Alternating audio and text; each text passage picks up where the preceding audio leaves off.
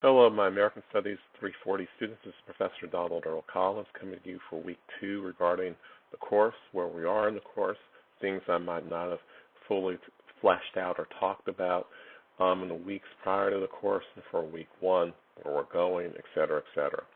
First of all, I just want to commemorate the fact that today John Thompson, legendary coach of Georgetown's men's basketball, died at the age of 78. And so in honor of him, I've put a white towel on my right shoulder, as he had a penchant for doing when he was coaching, sweating through, spitting on, yelling at players, et cetera, et cetera. And I have my 1992 Georgetown sweatshirt on. I've just pointed down very quickly to show you that I'm in fact wearing this 28, almost 29-year-old sweatshirt that I got when I was at Georgetown applying for the PhD program in history there back in 1992. I ended up not going. I ended up staying in Pittsburgh to start my doctorate at Pitt, and then ended at Carnegie Mellon University across the bridge near Shinley Park, for those of you who are from Western PA and from Pittsburgh proper, where I finished my degree in 1997. So in honor of John Thompson, among a series of deaths that have happened over this weekend of famous black folk who've been inspirational for millions of people, I'm doing this today. Because among other things, John Thompson was an educator. Since this is an education course as much as it is anything else, I figured I'd honor him a little bit by doing that. So anyway, so today I just want to go over a few things just to make sure things are clear. I got questions from at least 4 of you between the end of class on Thursday and the Zoom class on Thursday and Sunday night about reflections, about what I'm expecting of you, et cetera, et cetera. It's week 2, the beginning of week 2. You do not really get into the hardcore of this course in terms of assignments, in terms of your research project, until about the halfway point of the course. You need to start thinking about where you want to volunteer, if you want to volunteer, how you want to do your research, if you're going to do work, et cetera, et cetera. And I'll provide stuff this week and next week to help you out. But we're still in ad drop period, and it's not even Labor Day. So I think you guys need to take a step back. You want to keep up with the course, but you don't want to become so concerned about hitting 0 to 60 in 3 seconds that you don't realize you've got time. We all have time.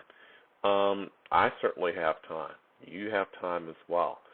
So the first thing I want to emphasize right now is that I already posted this on Blackboard, but I'm going to reiterate it.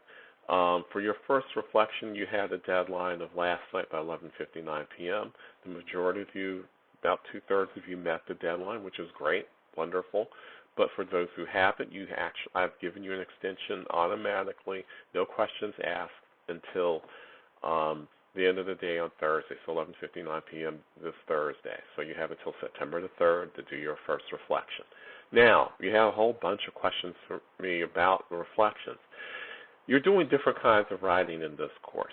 You're doing sort of personal, expository kind of writing, which is what your reflections are. You want to be able to talk about the readings, but I'm not asking you to do exquisite, erudite analysis here, grad level analysis. I literally want you to do a first cut. I read these things. This impacted me in this way, changed my thinking in that way, confirmed something in another way. That's kind of what I'm expecting, something that's both personable and has some sort of analytical, intellectual impact on you at the same time. I'm not looking for you to try to answer all of the guiding questions that I give you every week in these reflections. They're literally for time for you to reflect on the readings, not for you to, and on the materials for the course, and on what all this stuff means to you, on not only on an intellectual level, but on a personal, more emotional or psychological level as well. So, there's no need for you to get uptight about writing 500 or 600 words about, Rabinowitz said this, Perry said that, that kind of thing. It's more than that. You want to be deeper in terms of how it impacts you, but not so analytical. That's papers are for. That's what a research project is for, to be more analytical, to be more about trying to figure out How do you solve this problem? How do you address this issue? Why does this issue been around for so long? What are the political components of X, Y, or Z? That's more your 2 papers that you have to do for this course, and it's certainly your research project that you and presentation paper that you're expected to do for most of the second half of the course. So, take a deep breath, and it's the first week. I didn't ask you to write the paper first week. You don't have your first paper due for another 3 weeks. So, you want to stay ahead in terms of what I'm expecting of you, but it's not a sprint, and it's not an intellectual sprint. We have time. So you're doing different kinds of writing in this course. You're reading for different purposes in this course, some regarding what you might want to do research on, some because you just need general knowledge of the history of education with regard to issues of race and racism in general, right? And some because, quite frankly, we need to make sure that the stuff that we're reading about the past, the stuff that you're doing research on, has connections to the present. Because a lot of the issues that you're reading about now are issues that are ongoing. One of the main issues with K-16 education, whether you're talking about primary and middle school or secondary school or college or graduate school, is that it's a sorting process, and it sorts different people in different ways, in no small part because of race and systemic racism. And so as such, many of the problems that you think we would have solved by now and should have been solvable remain. They linger. They're like fungus or like parasites you just can't completely get rid of, or microbes for that matter, right? So, we still have bacterial resistant, antibiotic resistant bacteria. Even though we have all these antibiotics, there are bacteria that just refuse to die, right? So these issues refuse to die because people don't want them to die, because there's power dynamics involved. There's a potential for reproducing inequality, or at least producing situations where the haves continue to have and the have-nots continue to have not. And that's why a lot of these things still exist. So I just want to reiterate those things as we go into week 2, so that, don't get stressed out so early in the course about an assignment that's ungraded that will just get my qualitative feedback anyway, and that you'll get to do 2 other times during the semester, right? So the other thing I want to reiterate that is really, really important is that a lot more of the work in this course is on you, not just because of ungrading and not just because you have a research project, but also because it's online. It would have been on you even if we were face-to-face anyway, because this class is going to be run seminar style, which means we come in, we go through a few rudimentary introductions. I might give a short riff or lecture on certain things which I'm about to do in the next few minutes. But other than that, the bulk of the class, 75, 80% of the class, is literally us discussing the materials, your thoughts on them, where those questions I might ask and facilitate in the process of having a discussion take us to, and those sorts of things. But that's the class, and that means you have to be proactive. That means even if you feel like you don't have time to do the readings, the professor, you're giving us 100 pages of reading a week, that's too much. It averages out to about 100 a week, and I made a point of being very deliberate about it. It's really not that much for an upper-level course where you're doing a research project. It's actually pretty light on the side of things as a whole. To put it in perspective, the average undergraduate course requires about 75 to 100 pages worth of reading per week on average, particularly in the arts and sciences. You're at 100 a week for a class that's borderline for primarily designed for upperclassmen / MAT students, if we have a couple, or certainly education students who are doing policy work, where typically it's on the side of 150 to 200 pages a week, so it's pretty light. But still, I take into account the fact that you're doing this online, take into account the fact that you might have other responsibilities, that you have work, that you have family issues that you might have to deal with, you might actually be sick, all of those other things. So it still might be a lot. And so keep in mind that you are not expected to read every passage word for word. You have some readings are more important than others. If there's a book for this week, like we do have for this week with Brenda J. Child's book, then by all means put that as your primary, right? If you can skim the other stuff, try to read for the argument and glean what the main argument is in some of the other articles, that's great. That will help enrich and enliven the discussion.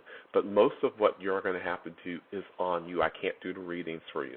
I might be able to describe the readings, I may be able to explain certain things, but I can't do them for you. You need to do that work. You need to be prepared to ask questions if you have questions. You need to be prepared to make comments if you have comments, to put burning comments up.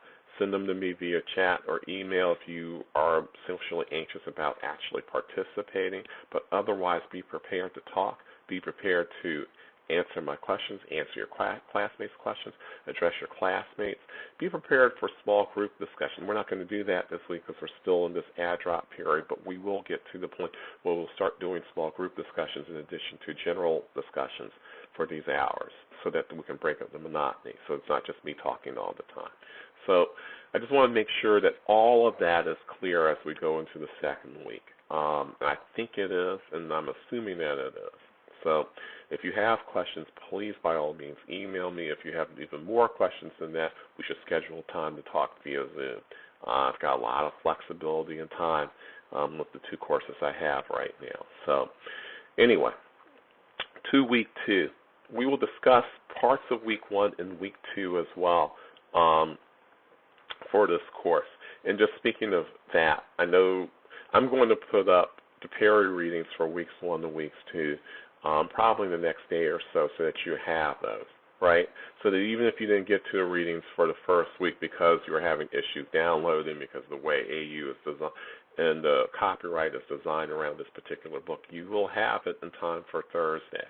So even if you don't get to read everything by the time we get to Thursday, Perry's book is kind of important of understanding how blacks define education and how blacks resisted exclusion and segregation and marginalization in their own curriculum and their own education. So it's important to read this too, okay? I will make sure that that's up so that folks who have had access problems have it. And so this week is really sort of a combination of week 2 and week 3.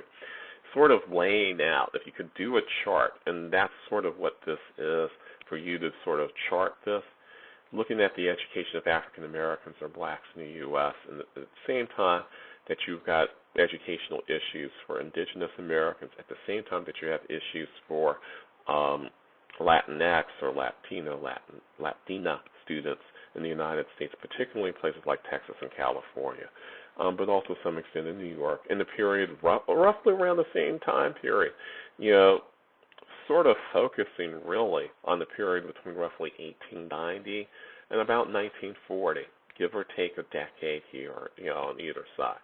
You've got Jim Crow segregation and exclusion that African Americans are dealing with in the South, and certainly even as African Americans migrate to the North in the 19-teens and 1920s, where they have residential segregation, which segregates their learning as well, only with possibility of having white teachers and the possibility of being segregated by ability grouping as well, all of which we'll talk about later, but all of which, in much more granular details, we get to those particular topics later on in this course. So you've got that going on, while at the same time, as Brenda Child's book points out, you have this mass Americanization assimilation movement to take the indigenous tribes and the children of folks like the I'm having trouble here. I was saying it right before as I was reading the book. Ojibwe tribes, Ojibwe groups, Ojibwe groups out of their reservation system and into boarding schools, away from their family, away from their friends, away from their community. This only covers the period 1900 to 1940, but Ojibwe and other tribes, Cree, Sioux, Lakota Sioux, et cetera, Cheyenne, are all these tribes experience this form of erasure and assimilation, cultural assimilation through this Americanization process. And all indigenous boarding schools where they were primarily, almost to exclusion, taught by white families, by good Christian white families who wanted to make sure that these heathens didn't go to hell for continuing their practices around dream catching and medicinal practices and war dances and 100 other things that Native American tribes did that were antithetical to Western learning, to Western customs, to American customs. How much was this to socially liberate them from their old ways so that they could be more successful in the world, in the predominantly white world? And how much is this really a form of social control to make sure that these folks don't rise up again and rebel like they had for the previous 250 years, fighting off attack after attack and wave after wave of settler colonialism that whites, the whites, as many of these tribes would have said, brought to them in the period between the early 17th century and the end of the 19th century. How much of it is that? Right, but what Brenda Child does is bring this to life through through letters, through people writing, through kids writing letters to their parents, parents writing letters to their kids, their administrators talking amongst themselves and writing to their parents sometimes about these kids, about their resistance, about their lack of resistance to certain illnesses, about their resistance to being Americanized and acculturated in Western American white ways. Their performance in school, the customs that they try to introduce to them so that they would basically go back and westernize their tribes, or for that matter, just go out into the American world and be contributors, kinds of things, right? So you get all of that within this book, and it's very rich in the sense that you hear from kids, you hear from these kids, you hear their voices, their writing, their aches, their hurt, their homesickness, actually, in all of this. So please read the first half of the book. I think you have somewhere between 55 and 60 pages worth of reading to do for this week just from this book. You've also got a writing from Blanton that looks at bilingual education, particularly among Latinx folks living in Texas. This isn't the only place this is going on, but they introduced a very, very, very short sort of story here in the 1920s when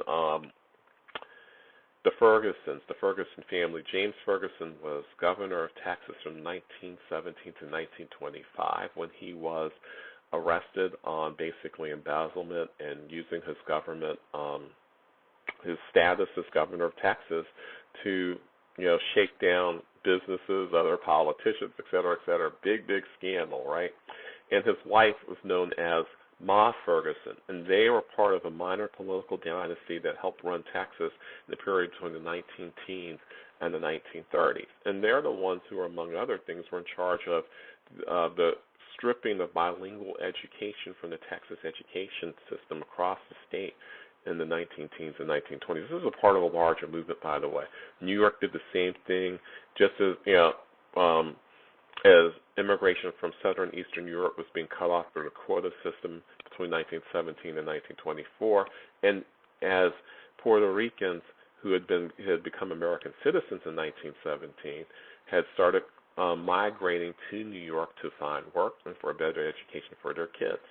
Same thing happened in California in the 1910s, teens, and 20s as well. All this is part of xenophobic anti-immigrant feelings, by the way. And so when asked a question about the elimination of bilingual education in Texas, Ferguson answers that question by saying, if English is good enough for Jesus, then English is good enough for the state of Texas.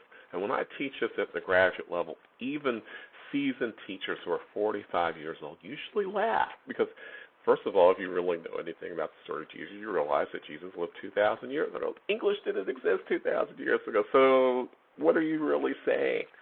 So, yes, our more recent presidents are not the only people who've been on the media saying stupid things, right? You have a governor who said something really stupid 100 years ago. But aside from that, is this sort of conviction that English is, even though English is not the official language in the United States, that English is the only language that we need to learn.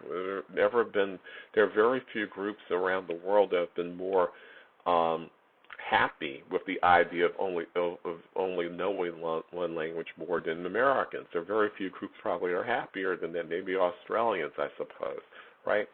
And so this is part of the story of assimilation as well, but forced assimilation, where you take folks where Spanish is their native language and say to them that, no, your language isn't good enough.